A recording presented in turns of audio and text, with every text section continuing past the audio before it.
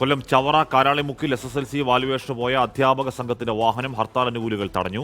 ചവറയിലേക്ക് പോയ അധ്യാപകരെ ആക്രമിക്കാൻ ശ്രമിച്ചുവെന്നും അസഭ്യം പറഞ്ഞതായും പരാതിയുണ്ട്. സൂര്യകായത്തിന് വിവരങ്ങൾ ചേരുന്നു. സൂര്യ, അതിനുശേഷം അവരെ വിട്ടയച്ചോ? ഹാഷ്മി, സംഘർഷത്തെ തുടർന്ന് പോലീസ് ഇടപെട്ടിട്ടുണ്ടായിരുന്നു. അങ്ങനെ അധ്യാപക സംഘത്തെ വിട്ടയച്ചിട്ടുണ്ടെന്നുള്ളതാണ് അറിയാൻ സാധിക്കുന്നത്. ചവറയിലെ കാരാളിമുക്കിലാണ് ഇത്തരത്തിലൊരു സംഭവം ഉണ്ടായത്. അത് ഈ സമരാനുകൂലികൾ തങ്ങളെ അസഭ്യം പറയുകയും ആക്രമിക്കാൻ ശ്രമിച്ചുമെന്നുള്ള പരാതി ഈ അധ്യാപക സംഘടന ഉയർത്തുന്ന സാഹചര്യം ഉണ്ടായിരുന്നു. പക്ഷേ സമരത്തിന്റെ ഭാഗമായിട്ട് വാഹനം തടയുക മാത്രമാണ് തങ്ങൾ ചെയ്തിട്ടുള്ളത് എന്നുള്ളതാണ് സമരാനുകൂലികൾ പറയുന്നത്.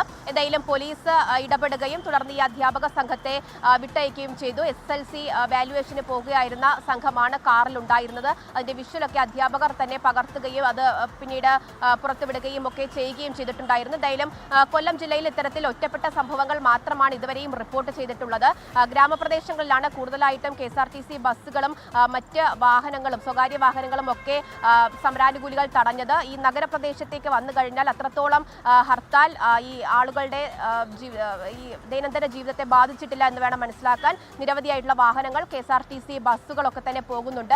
കടകൾ എല്ലാം തന്നെ തുറന്ന് പ്രവർത്തിക്കുന്നുണ്ട്. ഇതുവരെയും വലിയ തരത്തിലുള്ള പ്രതിഷേധ പരിപാടികളൊന്നും തന്നെ നഗരത്തിൽ നമുക്ക് കാണാൻ കഴിയുന്നില്ല എന്നുള്ളത് തന്നെയാണ്.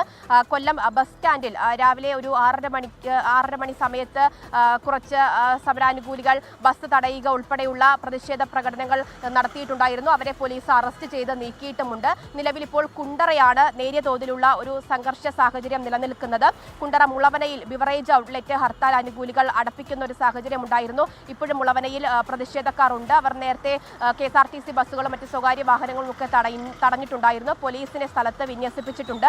അതുപോലെ തന്നെ കരുനാഗപ്പള്ളിയിൽ ബാങ്കുകൾ സമരാനുകൂലികൾ അടപ്പിച്ചു. RBL, federal bank, union bank ഉൾപ്പെടെയുള്ളവർ ഈ സമരക്കാർ അടപ്പിക്കുന്ന സാഹചര്യം ഉണ്ടായിരുന്നു. അങ്ങനെ ഒറ്റപ്പെട്ട സംഭവങ്ങൾ മാത്രമാണ് ഇതുവരെയും കൊല്ലം ജില്ലയിൽ റിപ്പോർട്ട് ചെയ്തിട്ടുള്ളത്. വലിയ സംഘർഷ സാഹചര്യത്തിലേക്ക് ഇവിടെ അങ്ങനെയുള്ള സംഭവങ്ങളൊന്നും തന്നെ ഇതുവരെയും റിപ്പോർട്ട് ചെയ്തിട്ടില്ല.